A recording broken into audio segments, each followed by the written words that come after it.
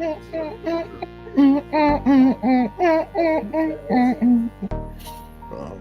right.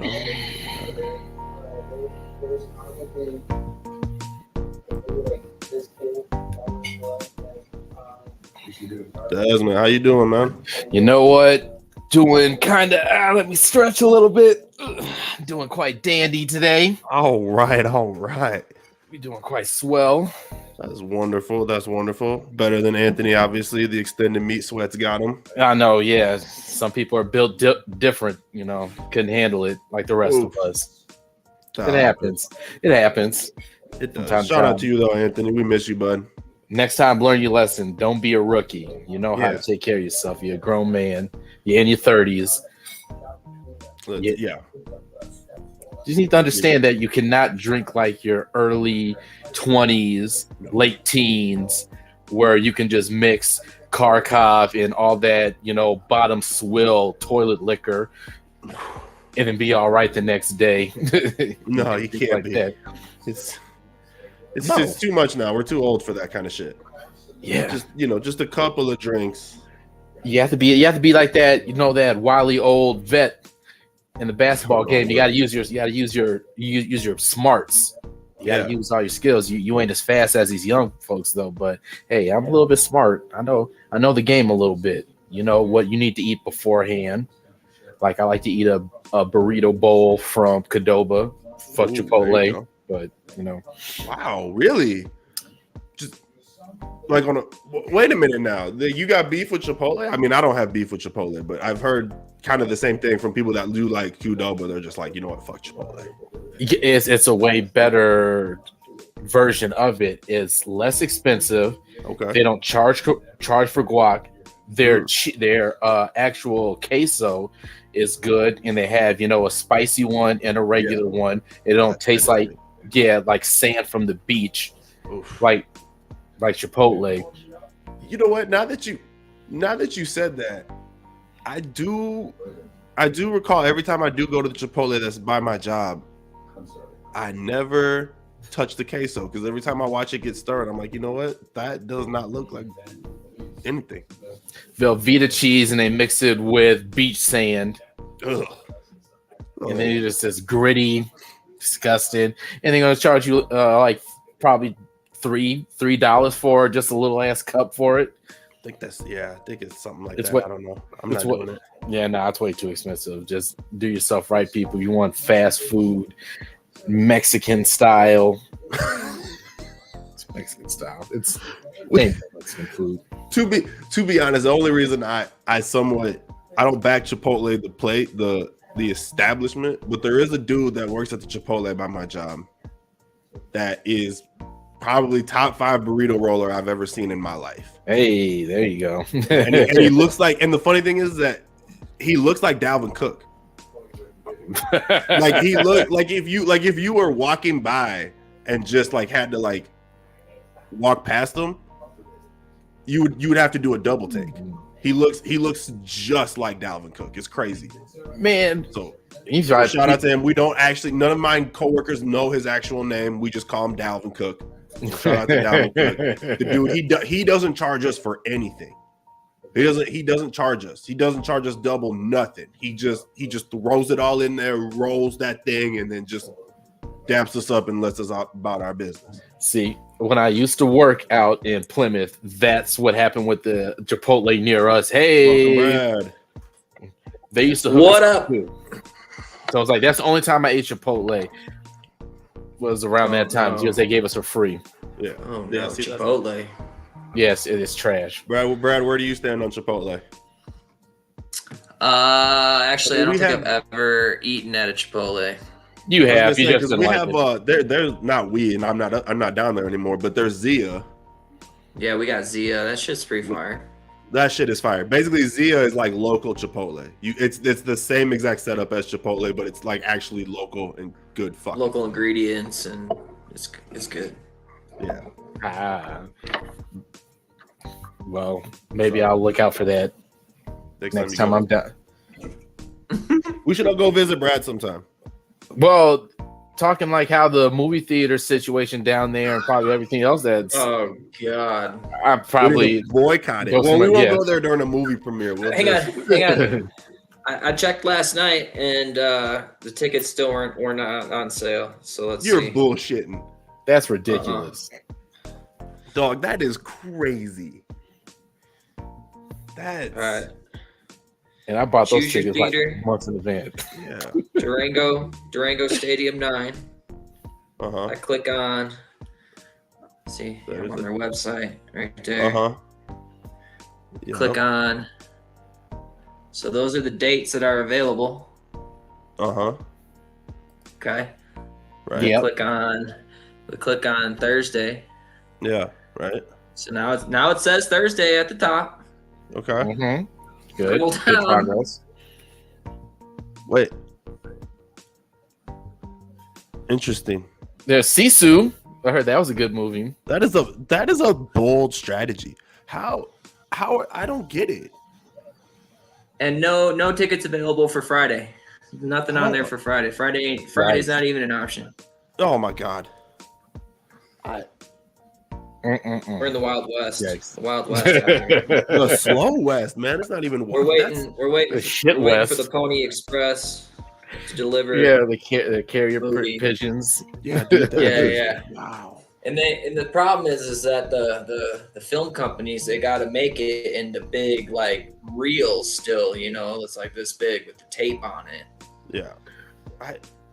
Ew. Is that so? And then let me ask this too. I'm just kidding. Oh, they're just that's got to be the reason. Yeah. Is the bar up yet? At least. No. Jesus Christ, dude. No, so this supposed to be like bar. It's supposed to be like a bar and grill place, but they don't have the. They don't have the bar or the grill. So before they renovated, they had these little signs lit up above the concession stand of like, there's like a slice of pizza and there's like some popcorn and there's some sodas, and then there's like these big pretzels with cheese lit up like a light, and so it's like, oh, I want a pretzel with cheese. Oh, we don't have pretzels with cheese. Well, why do you got the sign? And they won't take it down. It's just. It's gonna be up anytime soon, or I think it's just like a running gag. Well, that was the funny part. Was that so? Before, I want to say it was the end game. I think up until leading up until Endgame, this theater was still like you got to get there early and stand in line to pick out your seats. They didn't have, and they still had like the stadium seats. They didn't have the lean back recliner, pick your shit when you buy your ticket shit until Endgame. Yeah. And then they went through this whole fucking remodel, and they were like, oh yeah, we're gonna put the nice seats in, we're gonna do this, and we're gonna build a bar. And then the bar is built, but there's nobody fucking serving alcohol. And you don't have tickets released till like 2 days before the fucking movie comes out. Well, yeah, on the last movie, what was that? What was the last Marvel movie? What did we just go see? I don't know. I can't think of it. It wasn't Wakanda Forever. It was Ant-Man. Oh, Ant-Man, yeah. We were waiting, trying to buy tickets. No tickets are popping up for the premiere. So I call the theater and I'm like, so what's up with the premiere? Are you guys doing a premiere for Ant-Man? It's like, oh yeah, it's gonna be on Friday. I'm like, what do you mean it's gonna be on Friday? Like, everyone else is showing it Thursday night. Everyone does a premiere. You guys, I've been seeing premieres at you guys' theater for like 10 years. Like, what do you mean? And he's like, oh, it's gonna be on Friday. He was being all snooty with me. So I got off the phone, all pissed off, and decided to get tickets for Farmington, which is like an hour away, before all the shitty seats sold out, because that's a little bit bigger town than Durango. And bought the tickets, and then I check either the day before or the day of the movie, and they're doing a premiere in Durango. And there's still seats available, because obviously nobody fucking knew that there was going to be a premiere. So we end up just eating the cost to the tickets in Farmington because it's going to be the same price to drive down there as it would be to just buy some tickets for the Durango show. Right. Oh my God. You just boycott that movie theater. I'm just waiting for that shit to happen again. I'm just saying, maybe Friday night tickets for sale. Maybe the goal is here now that weed is legal here in Minnesota. Maybe I can open up a dispensary, and in like 2 years we can just fucking buy the Allen and tell everybody to go fuck themselves, and we'll just do our own thing. I just have you run it. There you go. Bam. There you go. Business plan. If done right, it could do great. Like it could do well when it's the only movie theater in Durango. Like you don't have much competition. In an hour radius, you got Cortez and you got Farmington. It's all both of them are an hour away. Okay, that makes a lot more sense why they don't do anything in that movie theater because they're the only show in town. And so it's like, all right, where else you guys gonna go? Huh? You're gonna sit there, not have any snacks, no drinks. And they own the other two fucking movie theaters in Cortez and Farmington. Yeah. And there's two in Farmington. Mm-hmm. Yeah, they're trash. Yes, well, the diss trash. It is trash. It's trash, just like the way it sounds like Star Wars is treating. How do you pronounce his name? Temuera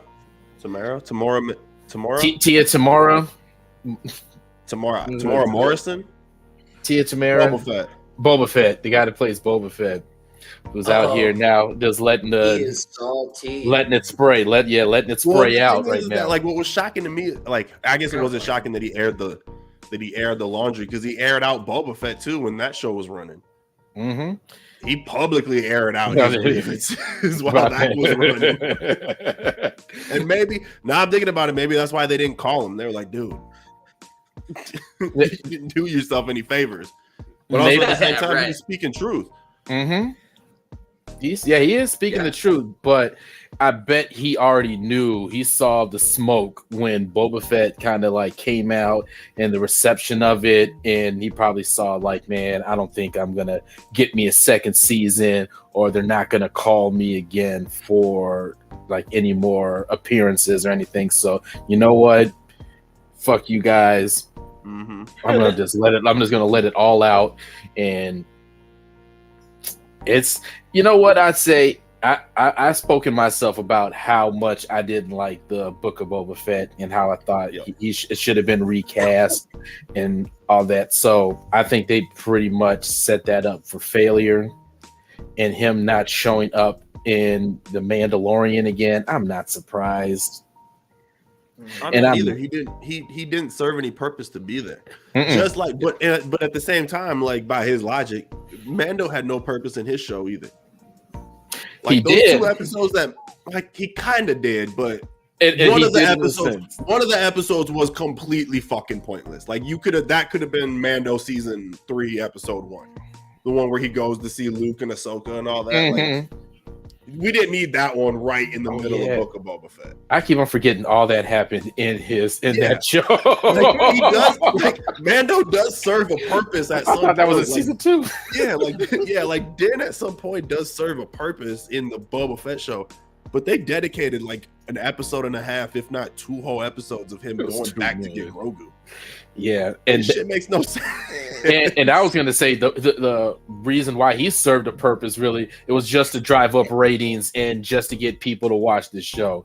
They really shoehorned Mando in his show, and just like, all right, we're gonna just put, hey, remember the Mandalorian? You remember Grogu?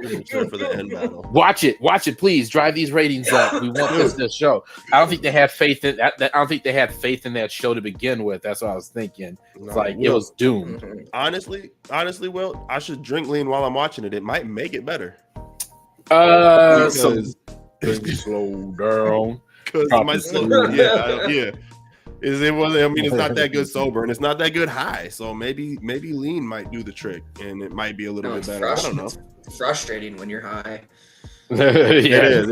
It'll kill your high. But hey, the last couple of episodes of The Mandalorian was great. It did end on a high note. I would say that. I don't think it did. You don't think so? I horribly disagree. I don't think so. I don't know. I kind of like that last episode, honestly. Like, it had good action. Like, it was kind of fun. but then like then you get to like the Moff Gideon fight. It's like Yeah, I'll say that one was I think that's where I'm getting. I think that's where my like direct ire from Star Wars is right now. Is that like they make such a big fucking deal out of the Darksaber in Clone Wars and in Rebels, and even to an effect. And then they pull the Luke Skywalker. Dude, yeah, and then they do the Luke Skywalker shit, and they just crush it. Yeah. It's like, wait a minute, dog. What the fuck?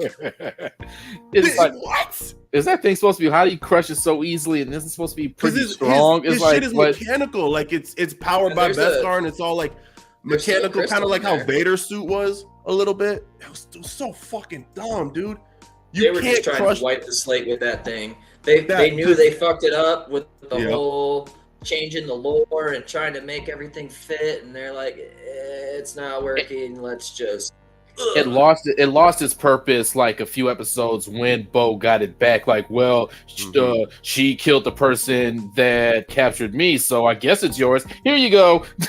Yeah, proxy. Yeah, well, then they're like, oh, and she already united them in Mandalore, so I guess we could just throw out the Darksaber now, which makes no fucking sense.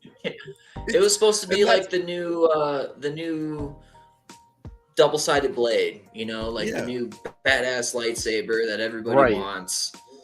Yep, they missed out on merchandising on that one, but they really didn't care.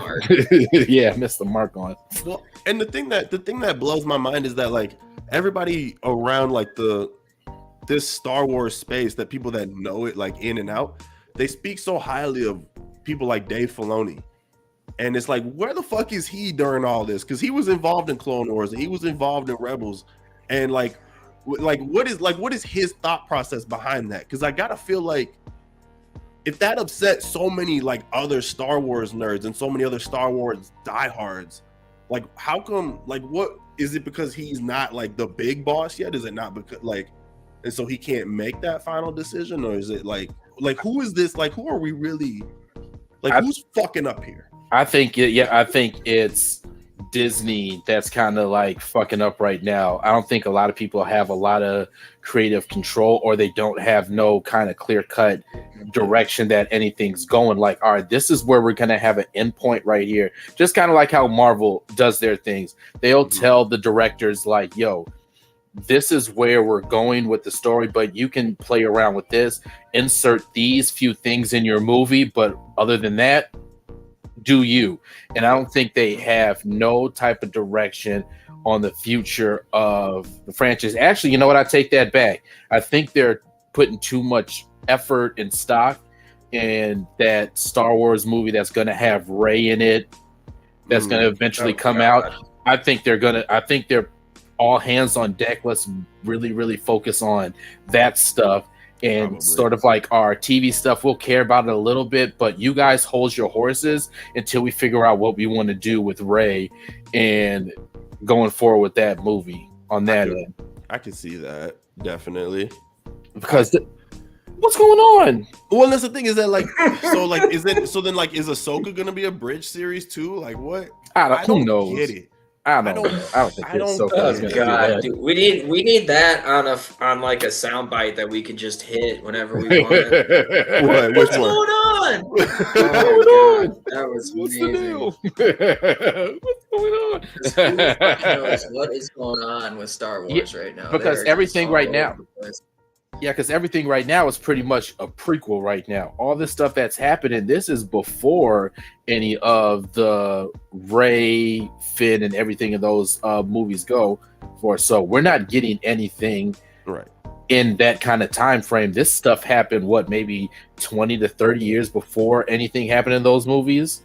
So it's like there's a huge time gap between those movies. So they're not doing anything towards the future except that Rey movie.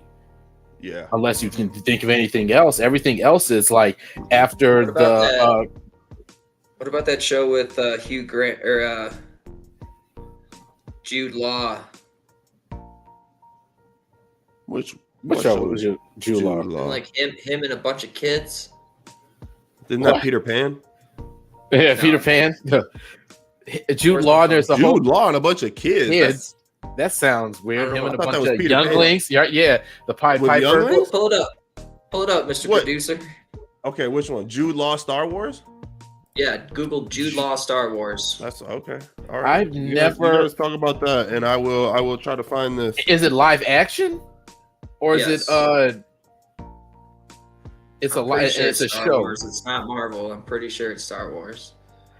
Oh, it's set to explore a new area of the galaxy far, far away, and Skeleton Crew, which will feature Jude Law in the leading role. Yeah. Skeleton Crew. Okay, it's going to be a Disney Plus series. It explores a new area of the galaxy far, far, but What the fuck? Says the child actor. What the fuck? Dude, they don't know what the fuck is going on. Bro, it's over literally here. Jude Law and a bunch of kids. Like I don't know what's going on.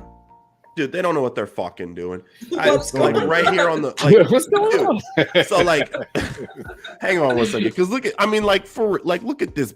this fucking bullshit. Look at this shit right here, dude. This is the shit that I don't fucking understand. Now, granted, this is the internet, but if this is all that the internet has gathered from this, like, what the fuck are we doing here? They So- released a picture. Do y'all at, see this right here? It says it was officially announced with Jude Law revealed starring. Filming had begun by September 22nd in Los Angeles and wrapped by late January 2023. The child actors in the series were revealed in April 2023. But we what else is going on? Look on- Like, look on- I didn't Look on hear any of that. They released. yeah, like a, I didn't see a any promo- like a promo announcements. picture. I didn't hear anything about this Nothing. show at All we all. got is this. That's the one. First one. First one. This one from Variety. That's Peter yeah, Pan that's and the one Wendy. They released. I'm sorry, what? This you This guys is- are watching this live in real time right now too. So just so you guys know, Uh-huh. I'm sorry, what? I saw this a Yeah. while This is- ago too. Like I never heard of this. So at next all. year to promote. Oh, okay. So that's why I thought he was in Peter Pan, because he isn't. he is. But He's Hook. He's He's in- Captain Hook. stupid Disney Plus right now. But what the That looks hell is decent. I'm gonna check that out. Oh yeah, Yeah. that is that. I need to check that It's out. the important part of growing up. Peter too. Pan and Wendy, the whole piece. Okay, so he's just. He's So like, do oh we yeah, have- that was on the Star Wars thing. Do we? Yeah. Like what So the random. fuck?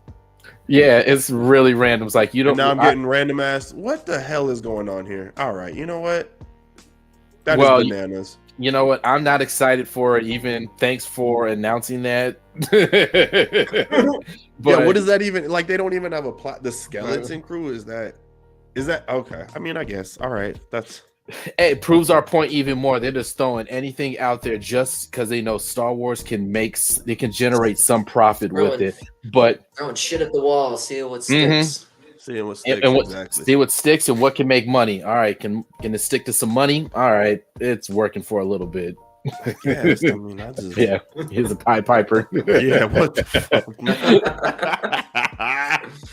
And what I think, if them keep on throwing shit to the wall, thinking that it's gonna make some money, what is gonna happen? Like, yes, it's gonna make money, but that's gonna downgrade because you're gonna lose the good faith of the fans and Mhm. people trying to go see these movies, because that's what happened with Warner Brothers and DC. After a while, you're gonna lose the good faith of people. Happened to the Transformers franchise. You're gonna lose the good faith of the people over time, and then you're gonna have to hit the reset button, which they pretty much did already with the Star Wars timeline and everything that's going forward.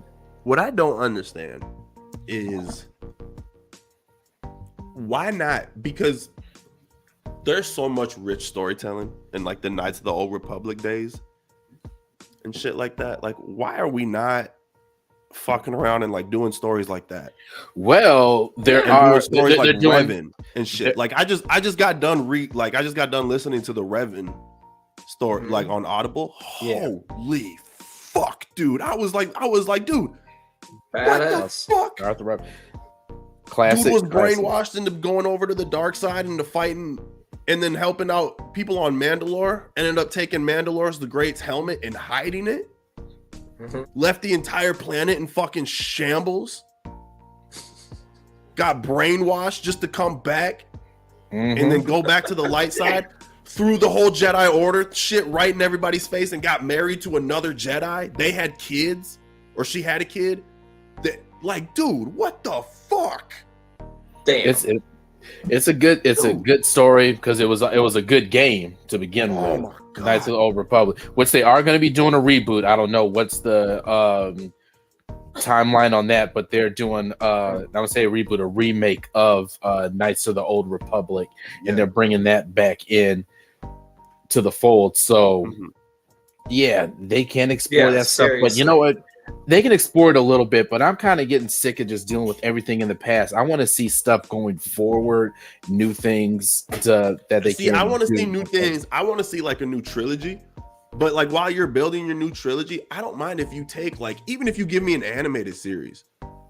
You know what I mean? Like you just give me something like something in between, because they always talk about it in the other Star Wars lore. Like they always name drop all these people. And so it's like, why not give some of those casual fans like some of the goodness that you know, invested fans know about? Because you can't tell me that like a casual fan wouldn't be interested in a Revan story if they like laid out the if they did it right and like laid out the trailer. And even if you did just throw it on Disney Plus, be like, you know what, here's an animated series, because the Jedi Tales were fucking incredible. I don't think I watched those. I watched that just in one sitting, and I was like, that was fucking great. And it ties, and it actually tied up Disney Plus. Yeah, it's like the animated one. Yeah, those were good. Those were good.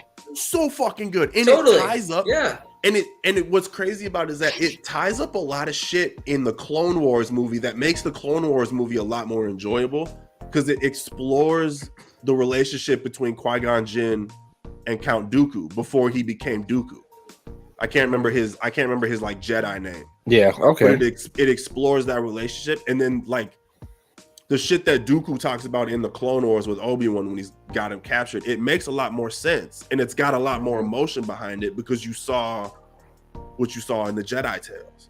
And that's why I'm like, it's cool to do those. It's cool to jump back into the past and kind of dip your toes into that water so that it makes shit that they did in the present or in the future have a little bit more richness to it. You know what I mean? Yeah. You want to flesh out the lore of everything, because this is a big universe. They built a big universe throughout the years, and then like 6-7 years ago they said no, a lot of this stuff is not canon, and this is what we want to focus on. So they kind of took away a lot of the lore, so they need to build that back up again. I think. We'll counterpoint to that.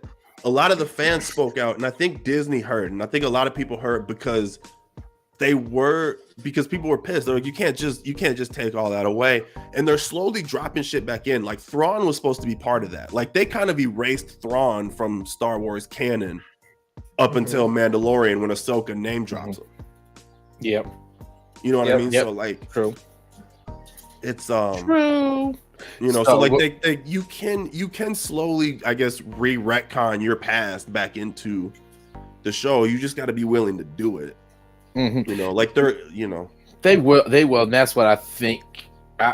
They probably will just name drop. So that's why I don't think they would probably do a whole Knights of the Old Republic show, because they are doing it. Because you also got to remember the video games are canon and doing the story. And I will say this quick small review of so far that I'm playing Jedi Survivor.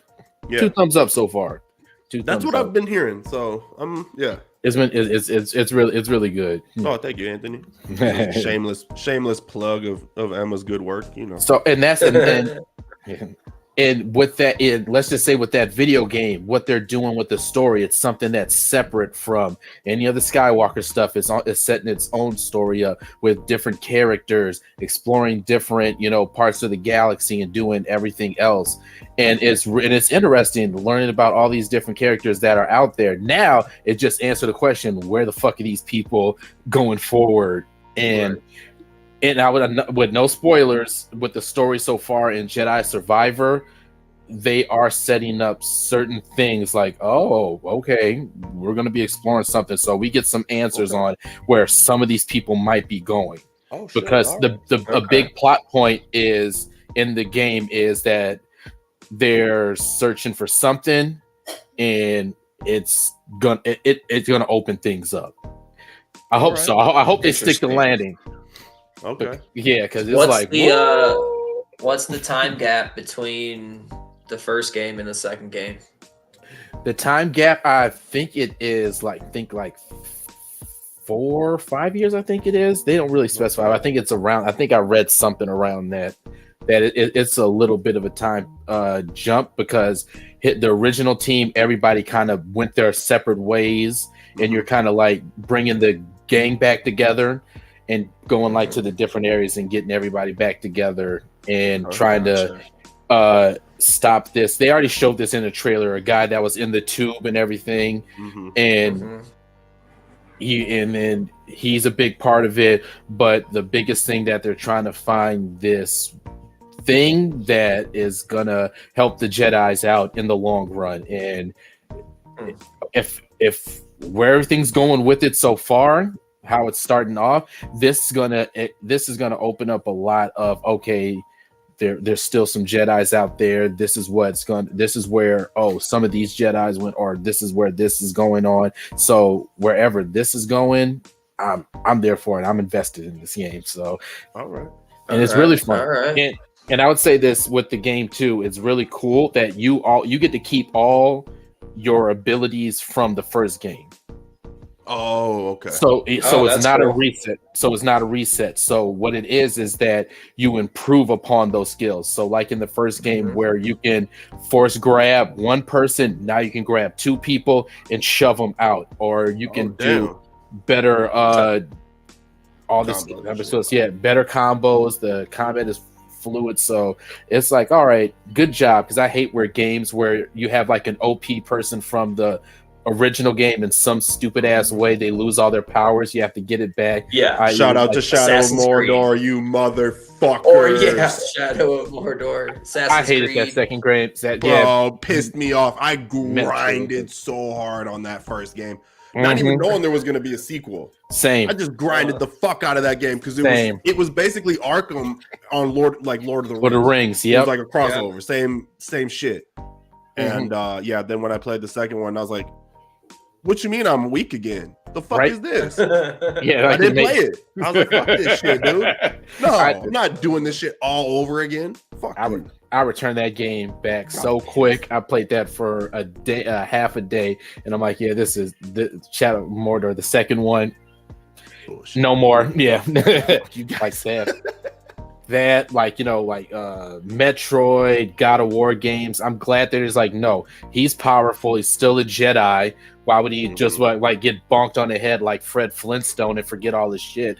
No, he still keeps everything, and that's a real good thing about that too. So, and I'm liking it so far. So if you want to play it, I say guaranteed pick it up, because that's definitely in how they're putting the games in the whole timeline of Star Wars is good. And that's why I want them to keep on doing things away from the Skywalker saga, do some things in the future, and just do like that. Yeah. Do so much out there. Anywhere but the Skywalker that story has been told.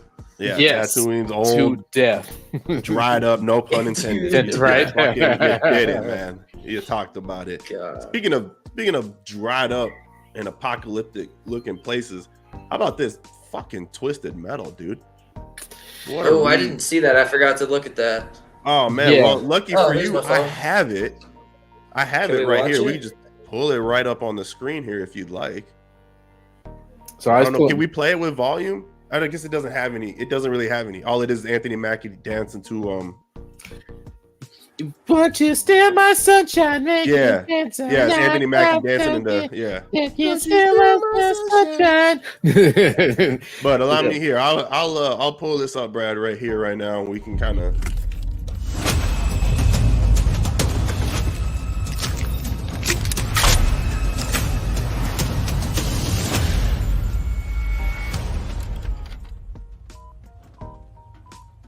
Ladies and gentlemen, start your engines.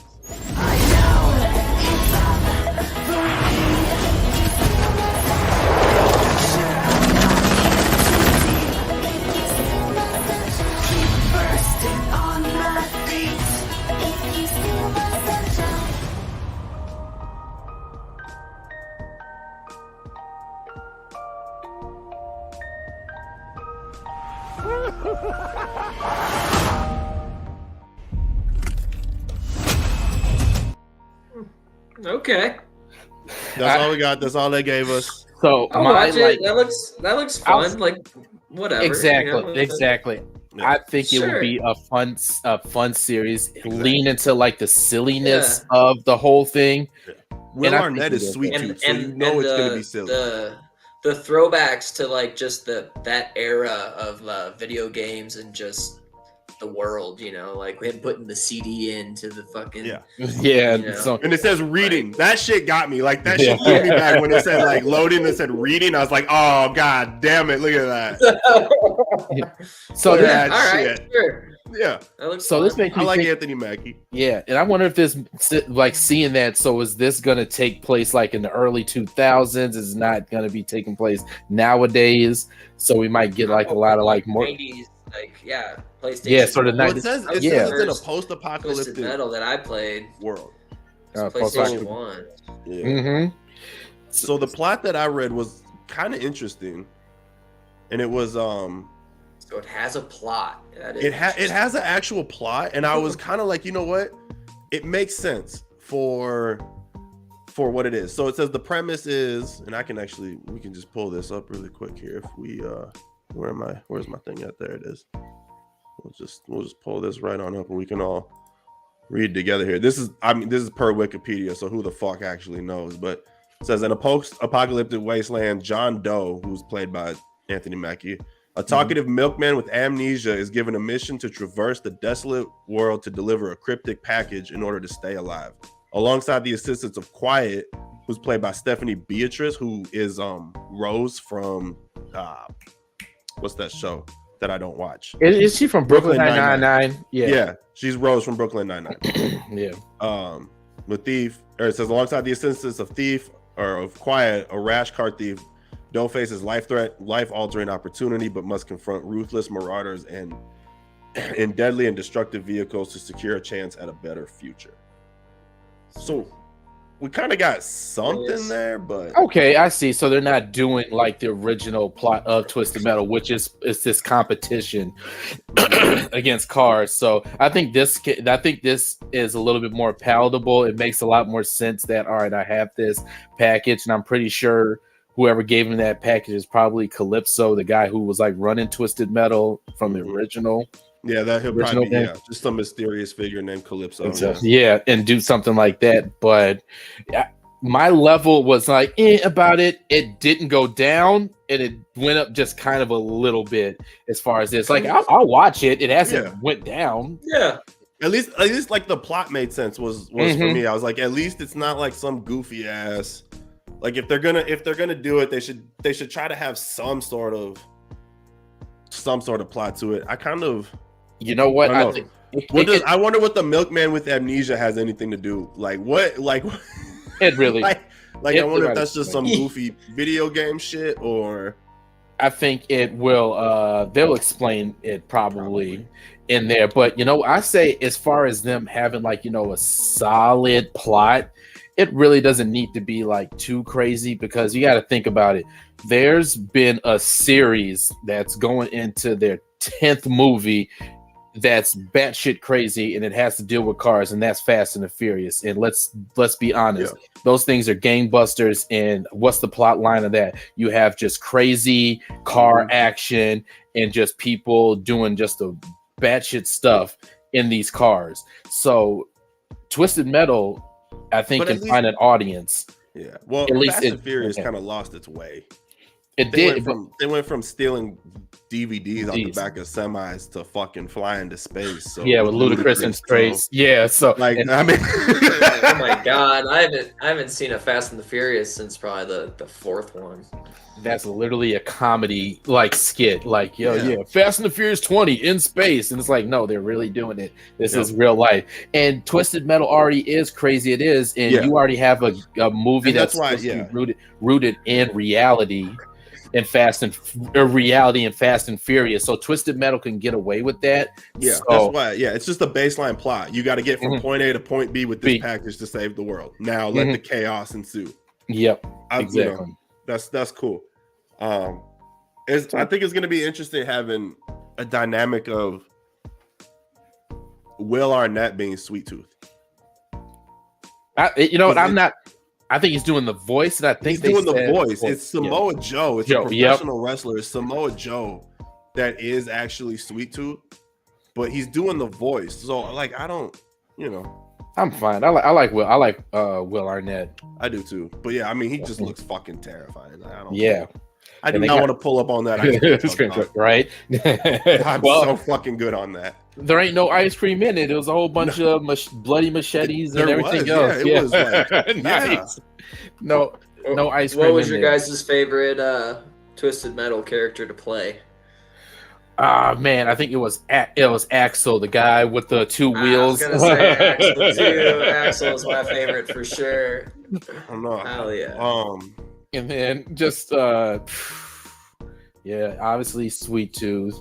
I think the other one was that little red car. Yeah. I played I think the last one I did play Twisted Metal Black. That like I had an introductory, like the first Twisted Metal. Mm-hmm. I played with one of my buddies just on his PlayStation. But then when I got a PlayStation 2, somebody borrowed me Twisted Metal Black.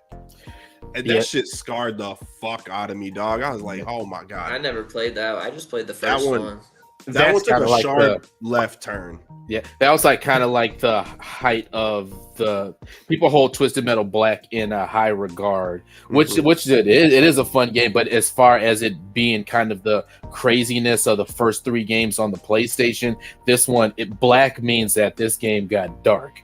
And a lot of the endings and the story it leaned into the psychoticness because like the first 3 Twisted Metals were like they were kind of goofy. Yeah, they're all goofy. Really thought about it, like they were kind of goofy, and it was just like driving around, fucking around with your buddies. Good multiplayer game for the homies. Yeah. And then Twisted Metal Black was like, dude, we're blowing people up in cars, and this shit is so they like just leaned way left into that and just turned it gnarly. I still have like imagery in my brain, like fried into my brain from it. Yeah, that game. Yeah, it really turned it up a lot, and it was all the other games were rated T for teen, and this one was rated M for mature. So it's like, it earned its mature rating. And and I watched a video not that long ago where like a lot of the cut content from it, like they were actually going to go even darker on some of the storylines and some of the CGI. Images and stuff, so they actually had to dial it back a little bit. And I'm like, oh, yeah, all right, get it. Well, I wonder if they're gonna lean into any of that too. Like if this is gonna be like a TV 14 or a TV MA. It's gonna be a TV MA because there's a big difference between the two. So I wonder. It's going to be a TVMA, but it seems like just watching that trailer that it's going to be more on the side of the like Twisted Metal 1 and 3 as far as being a lot more goofy with it and not serious at all. They'll just lean into the Black when they get into Sweet Tooth. Maybe. Yeah, I think you'll see like bits and pieces here and there, but you see that it was bright, colorful. You see it wasn't like drab and dreary like Twisted Metal Black was. Yeah, so I don't think that I'll watch it. Yeah, it'll get a watch out of me. Yeah, a watch exactly. We did. Yeah, it'll get a watch. I'm kind of now more interested in MK2 as well, staying on like the kind of the video game thing, only because I read that the dude who wrote Moon Knight. I'm shaking my head. I knew he was gonna say that, and I hated Moon Knight. You hated Moon Knight? Oh yeah, no, I hated Moon Knight. I did not like it at all. It was not good. I was just disappointed in the ending. I liked the first. I liked all the way up until the end. It's much better as like a watch it like simultaneously all together instead of like breaking it up. But it's kind of like WandaVision. Like once you watch it back, like knowing what's going on, it makes it a lot better. Even though WandaVision was probably the best like first watch out of all of these shits that had the best mystery. I can't bring myself to rewatch Moon Knight. Me either. I can't do it. I rewatched it after it had aired. That's when I did like the one sitting and I kind of just like ran through it. And I was like, they fumbled some things. They fumbled actually quite a bit. But I still I enjoyed the writing of it. Like if Moon Knight wasn't part of the MCU, like if it just stood on its own merits, I enjoyed it. I wish they would have brought. I wish they would have brought Jake into it a little bit more, but like when you think about it being in the MCU, there's too much shit going on in that show for it not to be addressed within the greater MCU. Right. Seriously. You know what I mean? So like that bothers me about it. But if I just watch it on its own merit and just treat it as if Marvel just did a one shot of this and this was just it, I'm cool with it. I thought it was all right. Which they should have done, but this is the thing too. All right, you're going to be the writer of a Mortal Kombat movie. Mm-hmm. Well, that was Jake's original beef with Moon Knight. Sorry about the Moon Knight tangent. Was that it was supposed to be just a one shot, and then they made it right at the very last episode or something. They're like, "This is going to be a season finale, not a series finale." And Jake was like, "Oh, what? This is bullshit." Yeah.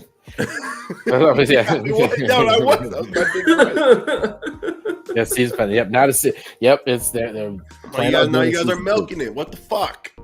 They have to. Totally. They have to, and which is the whole boringness of it. And like, if you're gonna write a Mortal Kombat movie, and you're gonna have to. This is the thing that they need to do. There's so much lore already. There's already enough established story already. You don't have to really go rogue and do too much craziness with it. M is more of out of all the fighting game franchises, Mortal Kombat is the one that has more of a consistent storyline out of anything.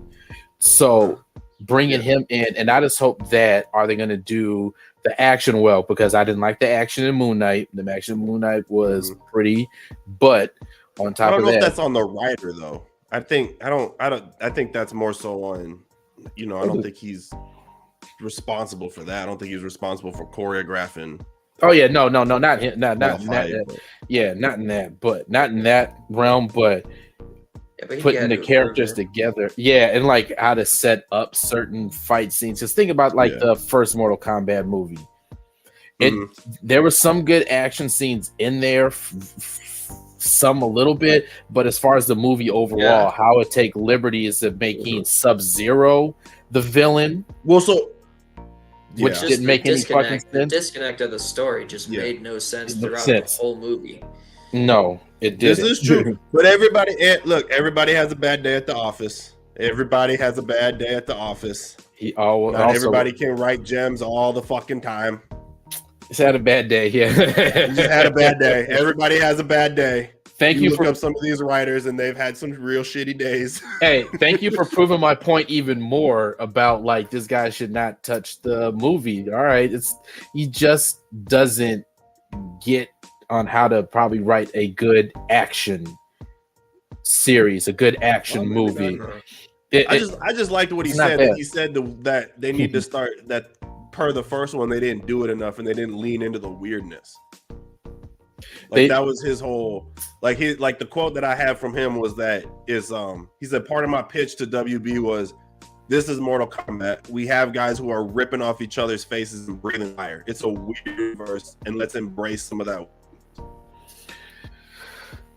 And that's still they didn't really embrace the weirdness in the first one. But weird. The first movie? Yeah, the first one. Yeah, the first one took itself way too seriously. And it had like some. Yeah, and it had some of like the finishers. I don't like this how most recent one. Yeah. The one that it took itself way too serious. That's what makes the original one so great. It's goofy. It leans into the weirdness. Gory. Yeah, exactly. Like the original games. Yeah, almost the newer games almost start getting too serious. Yeah, I would say MK11. It was kind of it leaned in with the story in it, how them going time traveling, and it kind of had some goofiness in there. But I would say this: the original Mortal Kombat movie was good, and people don't remember it as it was PG-13. It wasn't even a rated R movie. And they still did a great job just because, like I said, they leaned into the goofiness. They did have some good action scenes in there. Shang Tsung was amazing in there and did an amazing job. But that's what I'm saying. Like, if they're going to do that, I don't think he's the right person. Like, oh, you have to lean in the weirdness, because there was weirdness in Moon Knight with the big, hippo person, and then and there was some goofiness there. But again, it was still boring overall. It was still boring, and I think he need to get somebody. My interest level in the second movie is down here. Isn't very high in it either, seriously. because I hated the first one. Take it to the The first Another one was realm. so bad they took it off HBO Max. It's not even on there anymore. All the other Yeah, Mortal it is. Kombat is, and that one's not on there. It's still on there because it It's still debuted on on there. No, dude, I just tried to look. I seen just it. tried to look the other day because I was like, let me watch this. Let me just see how shitty this really got. And it was missing. It's not on here. It really isn't anymore. That is hilarious. If they That's did, how bad that. It is back on there now. All right. Well, I lied. okay, I was about to say, I'm like, man, that would be Like I looked a couple of weeks ago and it wasn't there. Like I could not find the Mortal Kombat. They had everything else, but they didn't have that one. oh my goodness, I didn't realize they had Mortal Kombat Legacy. Yes, they have all of them. Yeah. Oh yeah, bro. They got all of them. You want a Yeah. good laugh? You go watch Michael J. White whoop some ass. Oh my goodness, I haven't watched this in a while. Oh my Wow. goodness. Yeah, Because it was like an internet show first, and then they put it out on there. That one was pretty. That one was like good one about that, but hopefully that he might have like some other writers or people from NetherRealm, like Ed Boon or some of those people in there helping out, guide him a little bit more to help him out with the writing. If I hear that and that's what's going on, that's going to restore some good faith with me as far as how this movie's going to turn out. But if it's just him, like, all right, go do your thing. You had some success with Moon Knight. Hey, go ahead, go do your own thing as far as writing this. And it's the same director. Is it the same? So it says here in the same article. Here, I'll pull this right here. It says Mortal Kombat creator Boon also needs an exciting update for the live action sequel. A tweet revealing that he was reading exciting scripts. So I don't know what the fuck that means. I don't know how well we can take that at his word. But do you think he's just bullshitting, or do you think he really? Do you think he's just saying it to tout his own brand, or do you think? Yeah, I think it's just saying that. I don't think we have to wait and see what's going on with that one. Like I said, my excitement for this is so low, and hopefully because they killed off some characters, like some main characters in the series. You killed Kung Lao. What? They did. Shang Tsung took his soul for some reason, but they still let it happen. They didn't stop him at all, which didn't make any sense. Goro's dead. Melina's dead. They did kill everybody, huh? They killed everybody. It was like good fatalities in that. It just got so bad. But that was one of my biggest complaints of that movie, is that not enough people were dying. Like, you can even bring them back in the next movie without an explanation, because it's Mortal Kombat. They're always in the next game. Yeah, You know? And this is the thing too. They did kill people, but they did it so fast. It wasn't you only got like a couple of series like fatalities, like when Kung Lao threw the hat down and he sawed somebody with his hat. And then literally turned to the camera and was like, fatality. Yeah. Yeah. We're just like, all right, fine. Like I say, if you're gonna lean into that kind of weirdness and kind of do it stuff like that, in the background, and everyone is like my biggest where did thing that was come from? my biggest thing was, and again, like we just talked about with Twisted Metal, to where it's like you don't have to have, like, you just have a baseline story. You get from point A to point B. You don't have to do anything stupid and crazy and wild. And they decided to just bring in a whole new fucking character who has nothing to do with Mortal Kombat lore and make him Scorpion's great grandson. Like, what the fuck are we doing? We never what got the to the fuck tournament. are we doing? And then his we never got to the tournament. Remember his power? He gets like mummified in some armor, and he gets these spikes on his forearms. Like, what the fuck are we? Yeah, doing, that was dude? so. That was. And so they weren't bad. even spikes; they were So billy funny. clubs. They were like what Yeah. the fuck is going on here, dude? It was terrible. It's like you could have put Johnny Cage in there, and you could have made him, if you wanted to put somebody in there, made him the main character. But they teased him in the second movie. But yeah, they could have done that. You could have just had the whole like Mortal Kombat storyline, like the underground fight for the universe, for for the varying universes, and you didn't have to introduce Cage Fighter guy. You just didn't have to. Cage fighter guy. And he wasn't even a good cage fighter. I remember he was getting his ass kicked. So it's like, and this is your hero, everybody. God damn it. Damn, he can't even win a cage fight. Jesus. And somehow he was able to kick Goro's ass, the champion of Mortal Kombat for over 100 years, and the dude that couldn't beat some amateur that's probably 0-5. Yeah, dude. Like, what were they doing? That was the biggest fumble for me. It's like, you guys that was just stupid. Hopefully they don't fumble it again. I hope they learn from this mistake and don't do it again. Oh, well, here we go again. This was a big this was a big point of irony with me and Anthony and Brad about Cage Fighter guy. He enjoys Cage Fighter guy. He was terrible. He lost. Yeah, he could whoop my ass, but I'm not picking him to save the universe. You can probably whoop his ass. He could whoop my ass all he wants, but when it comes time to save the universe, I don't fucking trust him. What are we doing here? Right, exactly. I'm not a professional fighter. Of course he'll whoop my ass. You can probably get a few good hits on him. Yeah. I trained a little bit. I can get a few in, but ain't no fucking way. Whatever. If he can whip our ass, but it ain't gonna be a quick one. It's gonna be I didn't say he's gonna win, but for somebody that's supposed to be, saving the universe from the outer realm, he's not the one to do it. He was definitely not the one to do it. Everybody else can kick everybody's ass. Sonya Blade, Jax, and you had Liu Kang, Kung Lao. All those people, were certified badasses. And if I'm what's his battle, he got kicked off to the side to go save the girl or something, or help because his great granddaddy had to come in. His great granddaddy come in, but let me show you how to actually do Mortal Kombat, motherfucker. I was like, all right, get out of here. I'm sick of this shit because he was sitting in hell. Like, what are you doing? The only thing they got going for the second racing. The only thing they got going for the second movie is that they never got to the tournament. So the second movie better just be the tournament. Oh yeah, they didn't. They didn't. They talked about it the whole time. Oh my god, that's right. This was the recruitment movie. This was the recruitment movie. Yeah. This was literally the recruitment movie. God, they didn't even have the tournament. I wiped so much of that movie out of my brain. Well, the only thing I'll say that was good in that movie, Kano was good in that movie. I like the guy who played Kano. Kano was the best part of that whole movie. Yeah.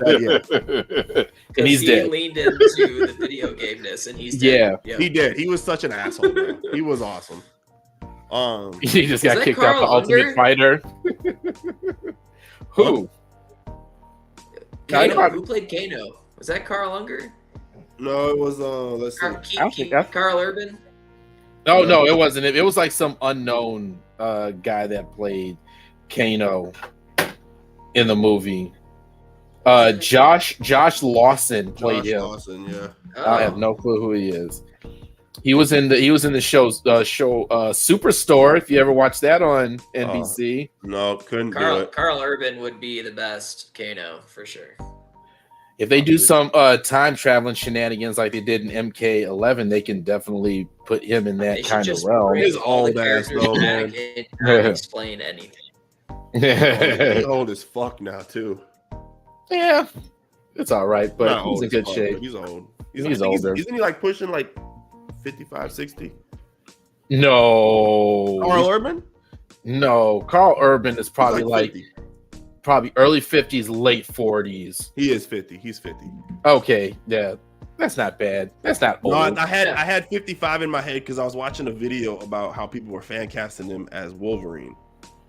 Yeah, it was like by the time Wolverine comes around and his story arc is done, Carl Urban would be like 60. He'd be too fucking old to be doing that shit. Well, I guess depends on what actual Wolverine age. they use. But you got to remember, Wolverine is old as shit too. I know, but Carl Urban ain't made of vibranium. He doesn't age like Wolverine ages. Yeah, he doesn't have all like the it right healing now, factor. but Shit. No healing factor with him. That we I mean, know. even now, he was already in the MCU. He was. Scourge. Yeah, Scourge. Yep, that is true. Dez and Troy. Well, no, man. Ugh, with that. But that cracked me up. I got a good little chuckle out of that because he thought he was so fucking funny when he said that. Like the character himself, the way he said it, Dez and Troy. And together, destroy.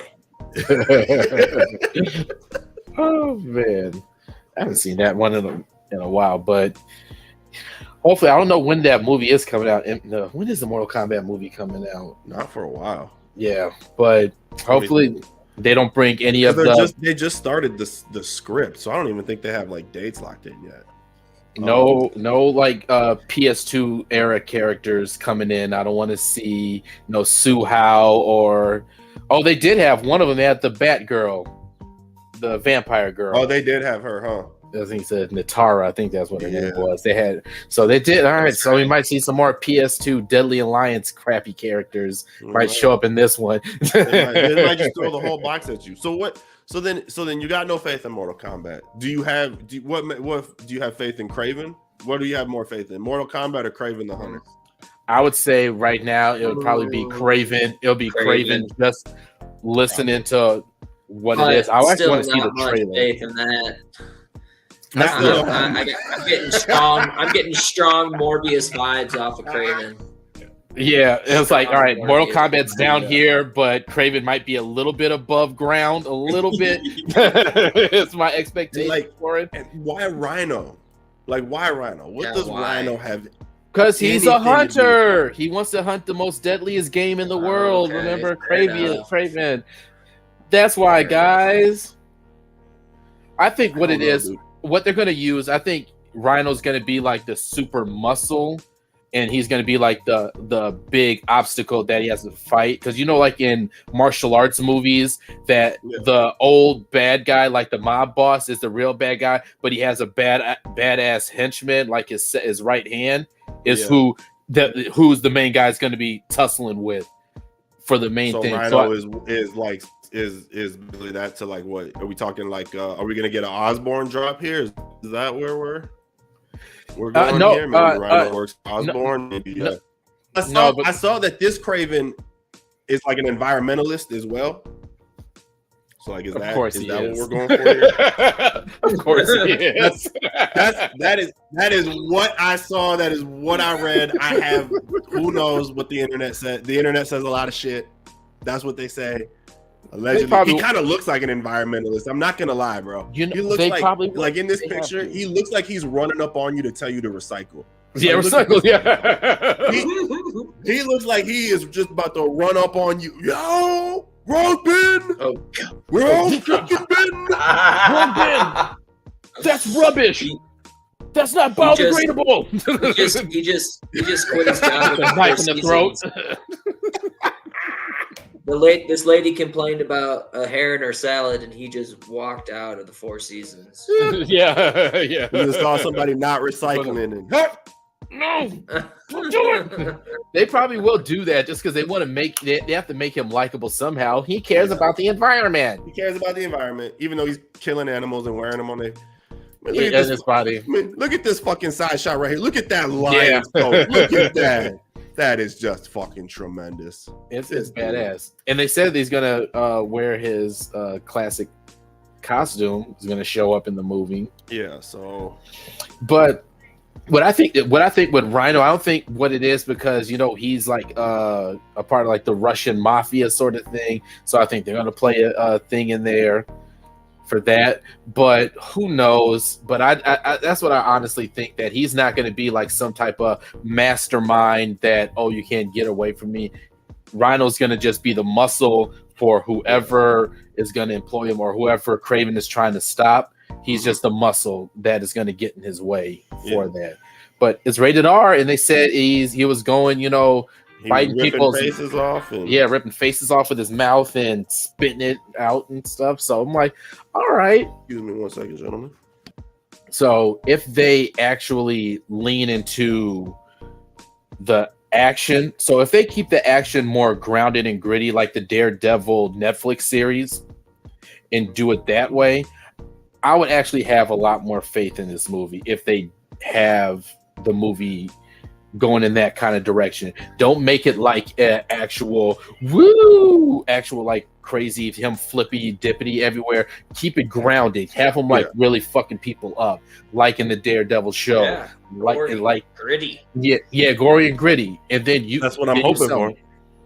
You think they learned their lesson from Venom? You think they're listening to people? That Morbius, they have to, because you have to sell that to a general audience that doesn't know Craven. You can't just rely like, yo, this guy is Spider-Man character, care about it. You actually have to do other things for people to watch that. Kind of like how the Blade movies did in the 90s.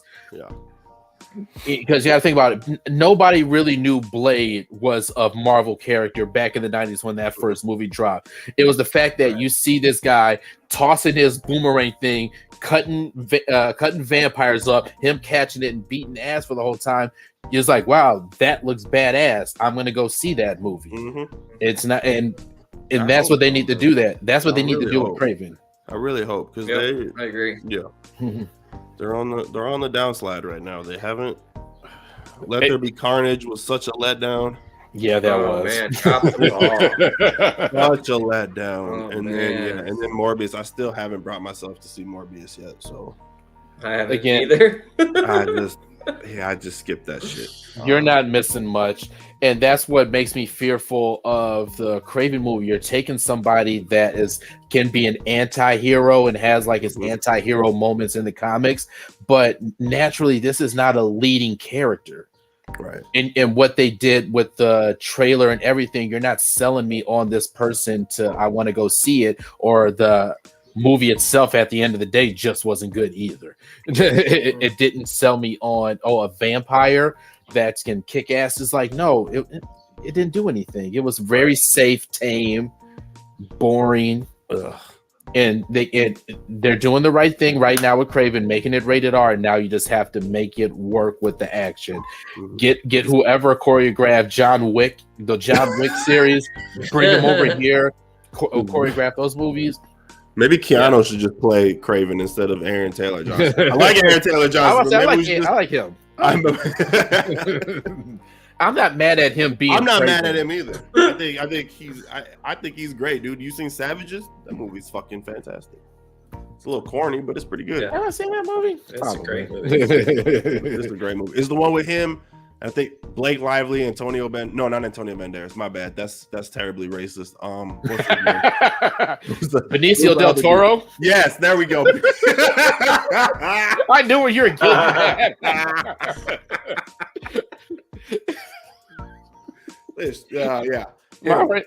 We get it. It's not racist. Selma Hayek, and like they're like drug runners. Oh yes, that movie. Yeah. That was a pretty corny, decent movie. Yeah.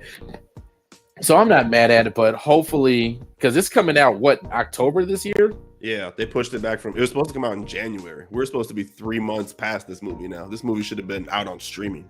Right? Yeah, exactly. Right. We're gonna be watching this at home right now. Yeah, we could have been this could have been a Craven review, but no. Yeah, but no. That's funny that they're waiting and don't have a trailer out for it, or had the footage out for it. They did. They not out. They showed footage at CinemaCon. And I guess it was incredibly bloody. And from what I heard in like a tweet or something, was that Craven was ripping off faces and biting throats. Mm-hmm. So, which I'm there for. Hey, I'm there for it as long as they do it right. Which they should, which Morbius should have been doing in his movie. Should have been. Should have been. But I have faith in it. Hey, they can take characters that are not traditionally stars and do that. It worked for Deadpool. You see how what they sold us on that. Yep. A goofy character who's breaking the fourth wall, talking to you, cracking jokes while having chopping people's heads off and doing crazy stuff in like that. Mhm. You're selling the goofiness, the action, and like, oh, I'll go see that, and not this is a comic book character. And that's it. Go see the movie, and we're just gonna show you out on some bullshit.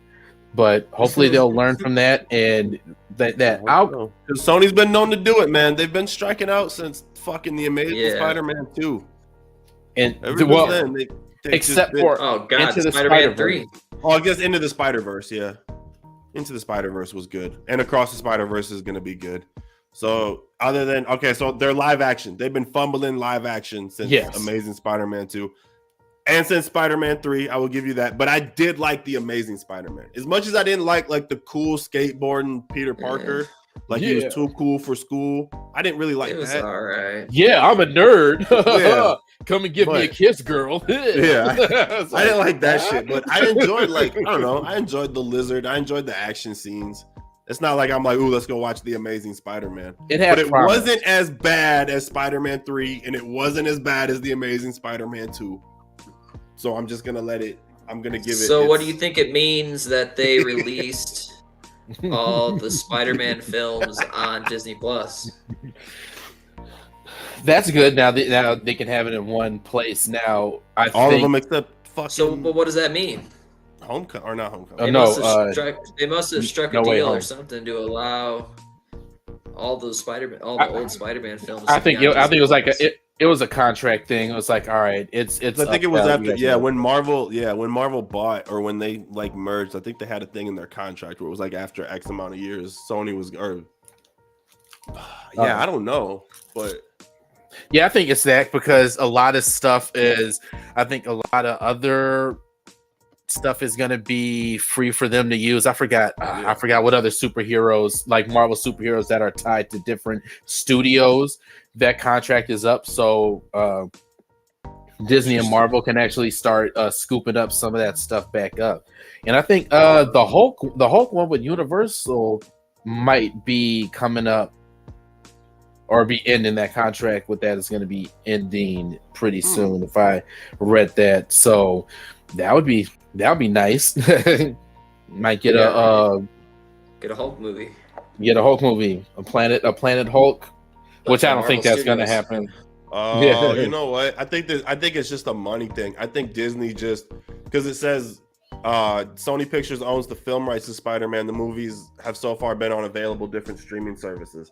So I'm guessing this is just a thing where that contract ended with Netflix or whoever it was, and Disney was like, you know what? Fuck it. We're already like partnered in here. We'll just throw you a couple dollars. More whoever else bring it over, and they'll just dump it all on Disney. Right. Because that's usually how that shit happens. That's why that 70s show got taken off of Netflix and then was put on Peacock because it was and it wasn't even on there for a while. That 70s show just disappeared, and nobody wanted to pick it up. Nobody wanted to pay for the IP, and then Peacock finally paid for the IP. Home Improvement was. That's my guilty pleasure. 90s sitcom. Just throw that on, making dinner or something, Man, I was just thinking. I was thinking too, because how. Well, you guys didn't see Morbius, but how Michael Keaton's character Falcon. Yeah. Or Vulture, the Vulture is in that universe. Allegedly. No, it's not allegedly. He's in there. He's at the end credit scene. End credit scene, yeah. I don't know how he was able to get his wings and everything over there. He was in prison and comic book. I think they were just supposed to be just suspend yourself in the comic book silliness of it. Just believe it because it's a comic book thing. Yeah, it's like how'd you get your stuff from that universe? So whatever. Into but that universe, he was he's literally playing Nick Fury and recruited Morbius. You think we're gonna get an end credit scene in Kraven where he shows up as Batman? He shows maybe up. It's because in the Flash it says the worlds collide, so maybe it's him showing up as Batman and asking Morbius and them if they want to get nuts. Yeah, you want to get nuts? There's also the Scorpion teaser in Spider-Man: Homecoming. Oh yeah, but that dude, didn't he like fall off the back of the boat though? Like, but then you see him in prison with the Falcon or with the Vulture. Yeah. But remember, Vulture got taken away into the other universe, and this is they're gonna have Scorpion in the Morbius end credit scene. He somehow during the whole like Spider-Man No Way Home shit, he gets sucked into that portal. That's why we were laughing because I read about any portals or anything like that. Yeah, I read a whole description of the end credit scene, and basically like during the time that Peter Parker and him are doing whatever they're doing, the multiversal stuff, sucked into the Sonyverse from his prison cell, and yet somehow from his prison cell he like literally just gets sucked in, and yet all of his armor came with him somehow. Yeah, even though he wasn't locked up with it. Right. Oh man, but no, I think the Scorpion is gonna be in the Craven movie, or it might be Miss. Huh. No, I take that back. No, Chameleon is gonna be in there. Oh yeah, that's what it was. It was Chameleon and Rhino, and then there was one other person. Yeah. So yeah, he's gonna be in there. So there's another kind of villainous sort of person. Calypso. Okay, a voodoo priestess. Yep. And yeah, footage, at Comic-Con. And it says the footage kicked off in action scene where Kraven stops a caravan of poachers and kills all 6 of them, bites off one of their noses and spits it at the camera. And the trailer also teased the film's villains, the Rhino, as well as giving us our first look at Chameleon, Calypso, and Kraven's father, played by Russell Crowe. Mm-hmm. I mean, I hope when they release the trailer, they also like 20 minutes later release a Red Band trailer. They will. I'm surprised. I'll be shocked. So, I'll be shocked if they don't just release the Red Band trailer initially and just go that route with it, because that's what they did with Deadpool. That's true. But again, you also have to, again, like you said, you got to sell it. Like, people knew who Deadpool. I guess the general audience didn't really know who Deadpool was, so they kind of as I say, you kind of just we lost Brad. Did his phone die? Hopefully not, but hopefully that we'll see what's going on with that one. Yeah, but no, as far as like the Deadpool, they sold it, I told you, on the goofiness and the craziness. Show the rated R-ness, because this is what this movie's gonna be. We need to get ahead of this and not pussyfoot around this, like we did with Morbius, like we did with the Venom movies. And we really want this to be a success, because their little Sony Spider-Verse little world that they're trying to build. So that's why, hey, he might get recruited. We're going to have a Sinister Six with, if we already got Morbius, if we got Morbius, Vulture, you might get Kraven. I hope, man. I hope. Their Avengers team up, Sony style. Oh, God, it's going to be so bad. They need to can it. They need Madam Web. I'm actually kind of interested in, only because I'm interested to see. I didn't say excited, I said interested. Okay, I get you. I'm interested to see how they do this whole her going back in time with Peter's parents. I'm very interested to see like what what that outcome is going to be with his what do we have to do? Like, what does his parents have to do with all of this? Like, are we finally gonna are they finally gonna actually dip their toes into? Because they kind of did in the Amazing Spider-Man. Yeah, they kind of did in the Amazing. They kind of teased that a little bit, especially with the whole underground train thing in his dad's lab and all that shit, like the espionage behind it. So I don't know. It sounds like Madam Web. It sounds like this one is actually more centered around his parents than him. Oh, okay. I haven't looked anything into it. I don't really. As far as the Madam Web, I'm like, now they're doing a Madam Web movie. I just really just grab it. There was like let me see if I can find the like somebody had released pictures of it. Oh, like Emma, really? yeah, Emma Roberts. So Emma Roberts is May Parker, and Adam Scott is Ben Parker. All right. And, all right. Yeah, so Sure. That'll be here. Let's see if they have anything on the. Yeah, they don't really have anything solid yet. As far as like a plot release, like they haven't really. Because when is that movie coming out? Like what, next year? I think it is. Madam Web. Release date is supposed to be yeah, next year. October 20 or February 16th of next year. 2024, yeah. Whatever.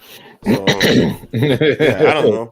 Like it's got a decent cast. Now that doesn't always mean everything. It really doesn't. But just the fact that they got some of these people, and maybe they just want the superhero clout. Who really knows? But I'm interested. You got like Sydney Sweeney, Dakota Johnson, Adam Scott, Emma Roberts. You got some decent talent in there, but yeah, can you make it all cohesive, make it watchable, right?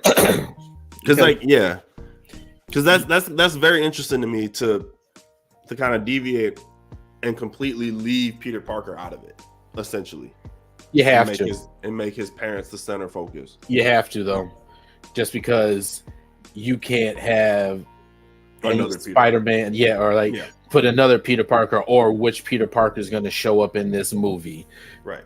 And kind of muddy that kind of waters up on its own. So they don't do that. I wouldn't mind though if they took, especially like if they really, dive deep into Tom Holland's Spider-Man.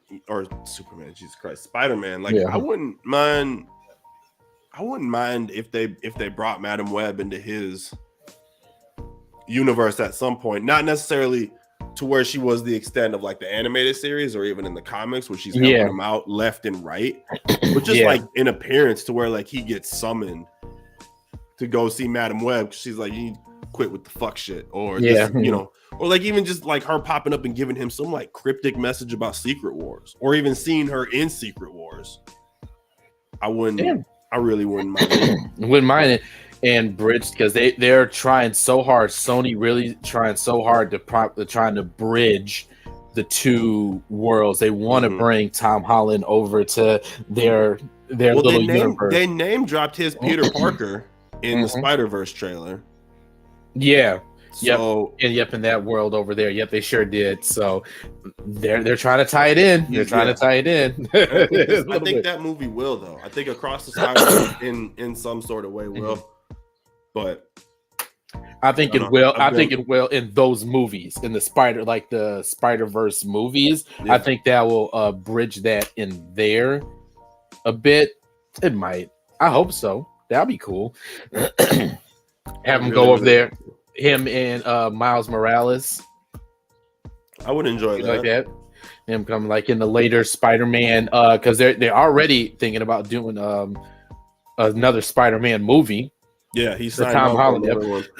So, yeah, I don't know who they already name drop Miles, so that he somehow, with all the stuff that probably happens in Secret Wars, we can get some, shenanigans, and we can get a team up with him and Miles Morales, get a live action Miles going on in the movie. That would be cool. And then I bet you, because they're literally trying to figure out a way to kind of exit some of the older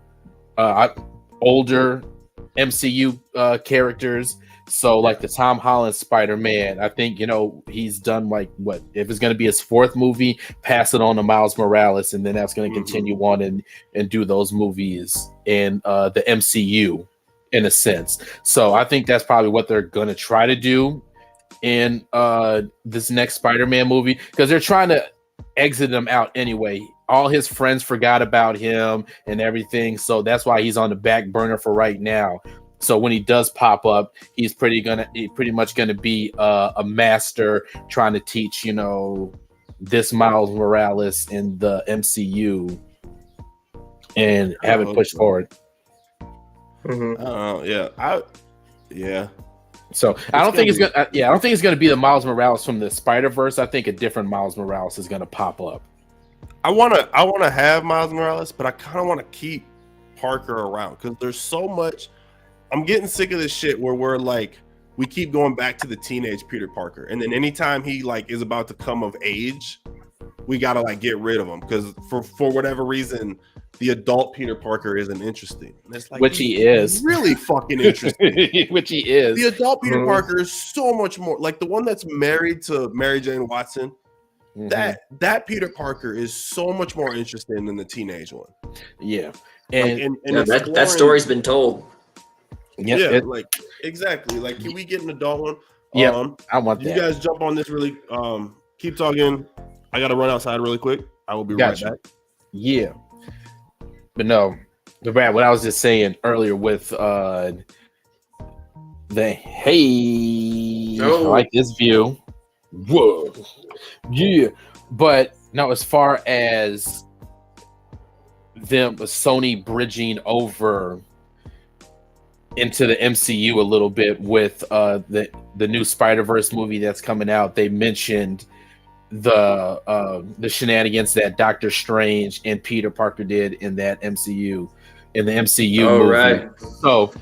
So they're they're dropping little nuggets, and I know Sony wants Spider-Man to come from over here, but what I think is that they're gonna drag some of the Spider-Man or Miles Morales over to the MCU, and because that's been a proven area over there, and they're gonna work that over there, which I'm not against, but what Jake was saying is I wouldn't be upset if they still kept Spider-Man around like Tom Holland, but I don't think it would be as much as a presence as like he is, because you see how they're kind of phasing out everybody. Thor is not going to be as prominent anymore. The new Guardians of the Galaxy is going to be the end of that team up, so who knows what's going to happen with that. And you really like the old guard as far as Ant-Man with his daughter, with Cassie. So they're really trying to set up a younger team going forward. And I think that is gonna go in that way of having like a Miles Morales and not Peter. But I did I don't know if I don't know if you read or saw that they're thinking as far, I think it's the Young Avengers, but Peter Parker is going to show up in there. So Tom Holland's going to show up in there, and he's going to be sort of like a Tony Stark kind of, a mentor to those guys and that. Which I'll be like, oh, if they go with that, I won't be mad at that. Yeah, if it's done right. Yeah, if it's done right. Yeah, sure. Him kind of fumbling around trying to be a leader, kind of like Tony, and trying to live up to that, and with this young team, and trying to build them up to like a respectable team going forward, because they're going to be they're trying to set them up for the future of the MCU. Right. So far, I'm not confident in what the turnout is. I do like Miss Marvel. I don't like Cassie Lang at all. Yeah. Kate Bishop. I'm like, meh. With Haley Steinfeld, I'm kind of like, all right with that. I didn't mind that show. I thought it was all right. It was fun. It was cool. Yeah. So I just see more. I think it'll be fine. I really just don't like Cassie Lang, the new actress they had. I cannot stand her. She was just so.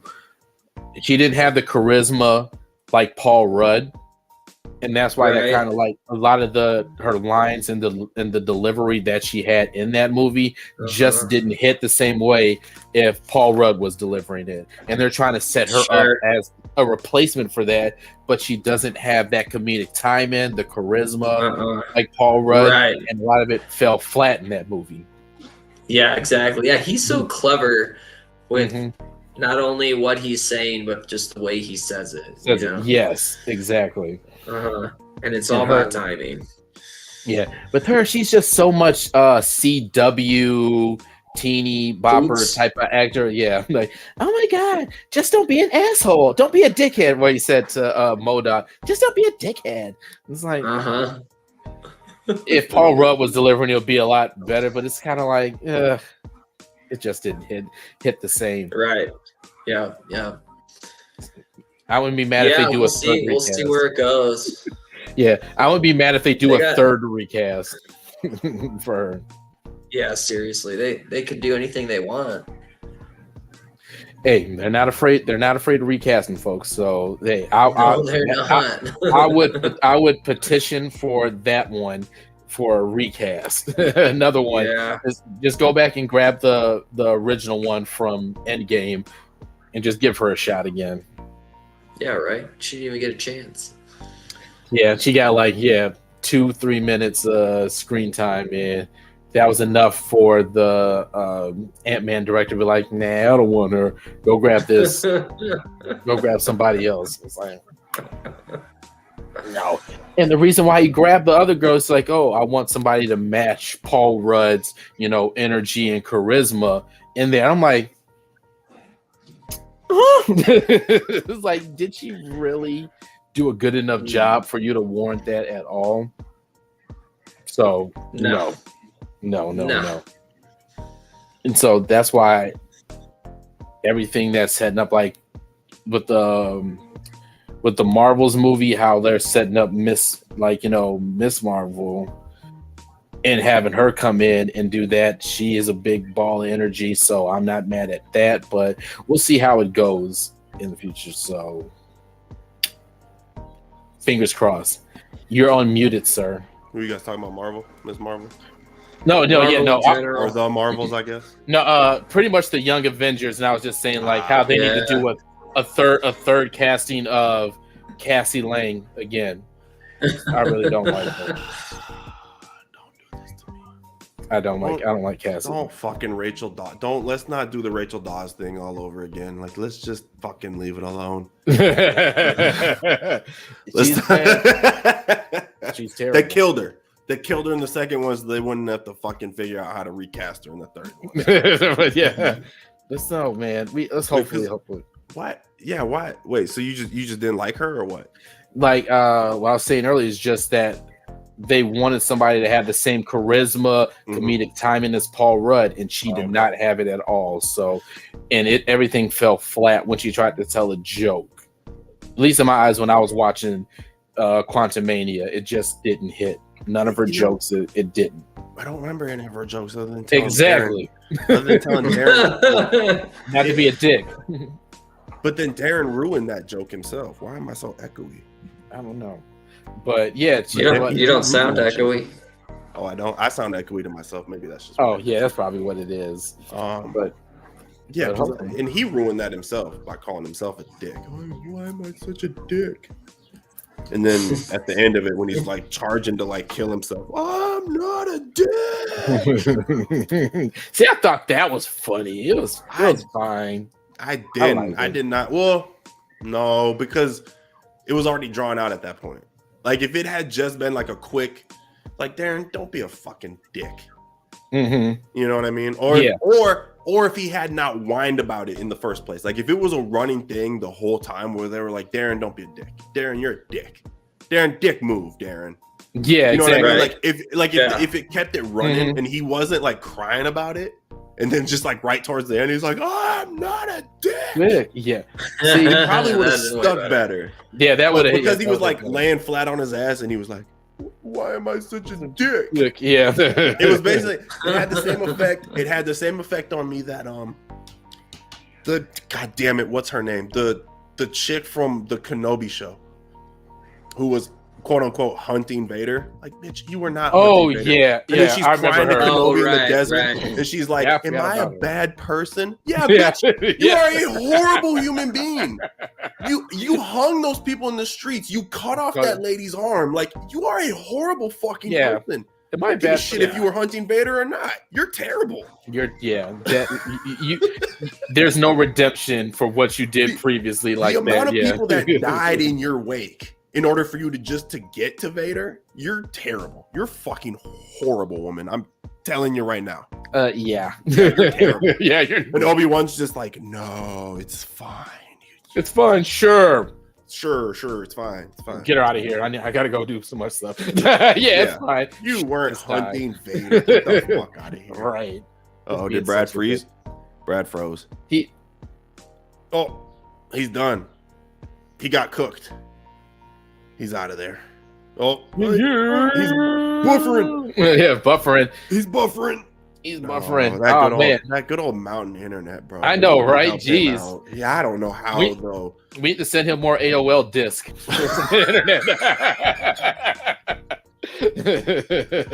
Them fucking bears and them deers just eat all the cords and shit. I don't know. That's how it is. Yeah. Taking shits on the generators.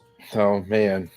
But why don't we wrap this up really quick with some reviews? It sounds like you saw some pretty good scary movies from what I've heard on the internet. Yes.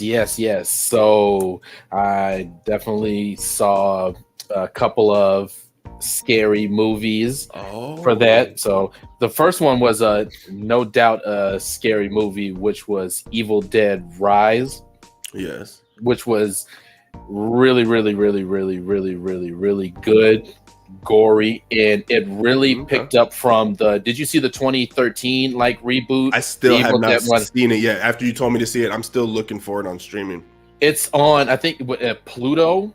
Oh, so it's on there. So that's like a free thing. That's like on my Roku. I think they just throw it on there automatically. But it's I think it's still free on there. So with this movie, it's not like the Evil Dead 2 and Army of Darkness and Ash vs. Evil Dead, where it's like more comedic. It's picking up where the first Evil Dead and the Evil Dead reboot as it being a scary movie, and it really being not afraid of getting the gore and showing the actual, someone getting stabbed and really getting shit grated off of them. The cheese grater scene in Evil Dead Rise is one. So yeah, they do some that in the trailer. I just saw, all I saw was like a cheese grater get smacked to the back of somebody's leg, and I was like, oh no. Did they show it? Like, is it? That's the thing about this movie. They show everything.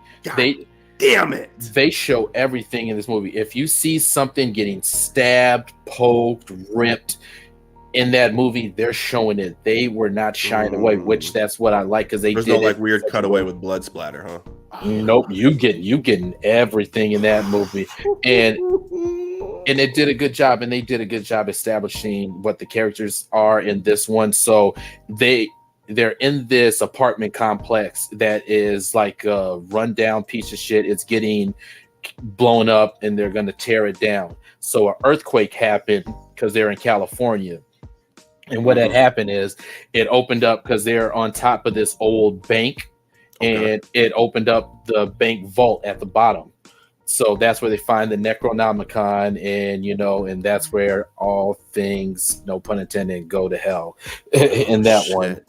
And it does a good job of with the suspense and how the fuck they're going to get out of this situation and everything. And there's only there's one slapstick kind of funny thing, but it's kind of pretty quick. But it's other than that, it's a pretty serious, gory. And it was so gory. There was a couple on a date. One of the person's date literally got up and left out the movie and left their date in the movie theater. Yeah, they couldn't handle. Oh man, they couldn't handle the movie. Oh shit, so that is okay.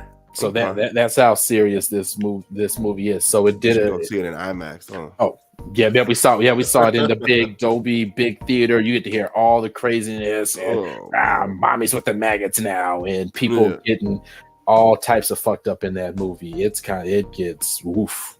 Did you jump at all? Were there any parts where you just at least gave you like a oh shit moment where you were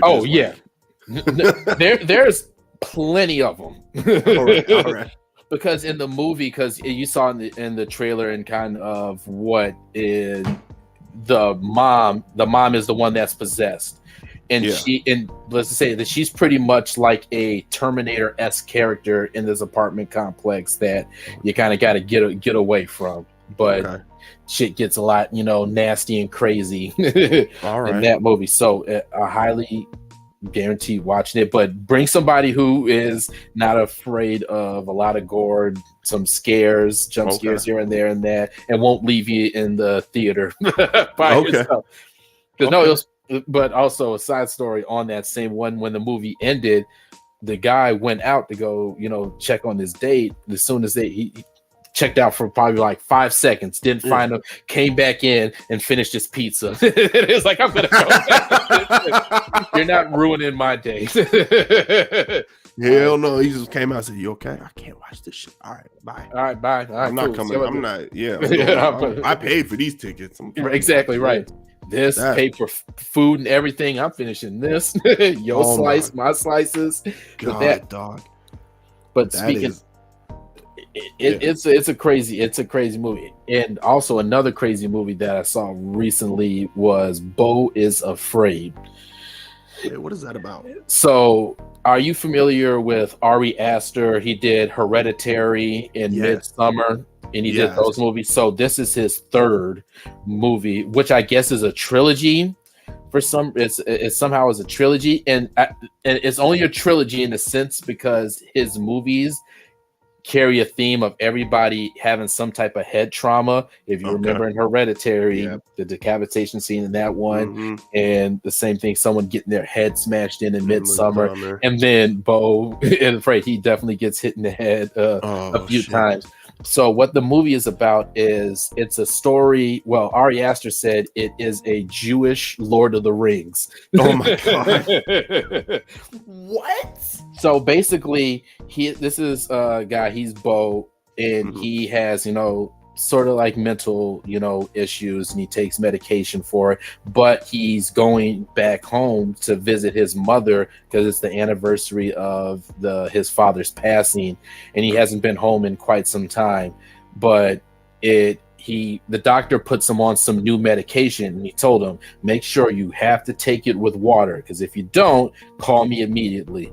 So he took the medication, and there was no water because he lives in a slumlord shitty apartment, pretty much like the one in the Evil Dead movie, and the water wasn't, so he didn't have no water, and he was late for his flight, and now he pretty much has to find different means of trying to get to his mom's house. A lot of different stuff happens in between. There's so many twists and turns that go on in this movie. You have to really suspend your belief in what's reality and what's real. Just take what everything's going on, because it is a movie. It has a very deep theme of manipulation, people coddling, and people with serious mental issues, probably dealt with past traumas when you're younger and everything else, and he's just going on this journey, and I'm telling you, it is crazy. Like, the people that I went with left that movie kind of like, what the fuck did I just watch? And one of my friends was like, man, I don't know, how am I gonna sleep at night? How crazy that, because the horror doesn't come from scares or anything. It comes from the mental psyche of a person, and it goes deep in that kind of realm, and it's like, what the fuck is this scene that I'm watching?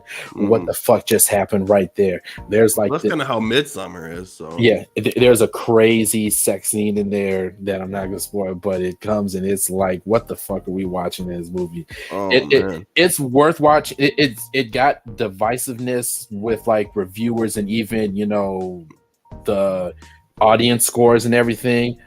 I thought it was good, like kind of sitting with it, because it's a movie like, man, when you're like driving home, like, man, what did I just see? And you process it like that. It's a movie that's going to stick with you for a couple of days, which it did with me. So it's like, it's I recommend it. just because it's just so surreal and just what Ari Aster did with those movies. So if you saw Hereditary, Midsummer, and you like those movies, you would enjoy this one because he takes how he directed those movies and he flipped it, dipped it, turned it around, and threw it at people. And this kind of like, what the fuck is going on here? Okay. Joaquin Phoenix did an amazing job as Beau. Per usual. And that, but yeah, you'll be how that movie ends and everything. You're gonna be like, that's it. Whoa. So I would say, yeah, definitely take some time out. I highly recommend both of those movies to go check out because they were good ones. All right. Mm-hmm. I like that. But we have another movie coming up this week, everybody. We do. We have Guardians 3 coming up. 3. Oh my god. Did you watch the clip that came out where like Rocket, where he was like with his little fur friends and everything, and they were giving each other's names? Did you see that clip and everything? No. It's like, ooh. Oh, you didn't see that? No. But, yeah, I saw the clip of him and I'm terrible at names. I can't remember his little girlfriend's name. Yeah. Yeah.